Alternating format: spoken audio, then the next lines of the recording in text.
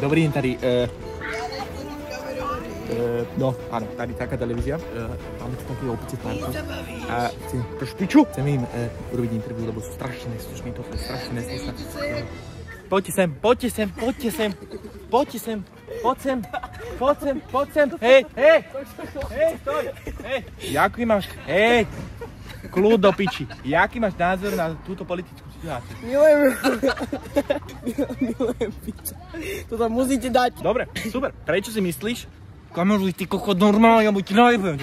Prečo si myslíš, že rožky teraz stoja toľko, že za 2 eurá kúpiš jeden? Kaliňák!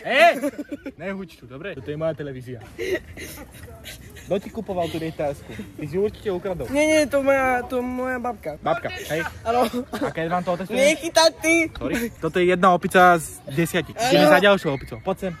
Poďte sem. No. Dobrý deň. Dobrý deň. Dobrý. Zdravím. Čo si dávate také pod nos, alebo možno trošku? Cuker, sol a to neviem aj čo hovorím, dobre? Super. Takže títo mladí chalani si dávajú cukor a sol, takže my sme mali v tomto štáte zakázať cukor a sol. A prečo ste sa tak prefarbili všetci, jak jedni opice? Akože to je, aby ste patrili do jedného kmeňu? Áno, presne tak. My sme 5000 rokov za opicami, takže my sa potrebovali nejak preukázať, že my sme niečo špeciálni. To bolo čo? Náš poznávací znak.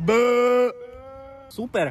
Toto sa mi strašne páči, že malacky sa konečne rozrastajú a už nie sú 10 000 rokov za opicami, len 5. To je super, to je fakt super správa. Dobre, ďakujeme za toto interview. Vy ste trošku viac kognitívny jedinec, než váš spolusediaci. Ideme za ďalším. Sediaci. Teším ma, ja nie. Prečo si myslíte, že v Europarlamente je takáto situácia, aká práve teraz je? Aká je v Europarlamente situácia? Ja to nesledujem. Pohode. No, kúpili ste si niekedy chleba, nie? No jasné, iba chleba. A kde? To v Bíle, v Lidli, lokálne. A jaký máte názor na to, že v týchto veľkoobchodoch je strašne obrovská cena, že za 25 € 3 gramy chleba? Je to úplne piče podľa mňa, ale akože môže dať to určite Putin! Áno? Putin. Všetko Putin. On je proruský. On teraz hovorí na Putina, lebo nechce, aby na ňo išiel ten všetken hejt. No. Ty si proruský, že? Putin, fuj Putin. Toto je herba Slovenskej republiky. Musíme ísť do toho preč. Dovidenia. Poďte, ešte tu máme jedného. Posledného kolegu. Poslednú opicu. Dobrý deň.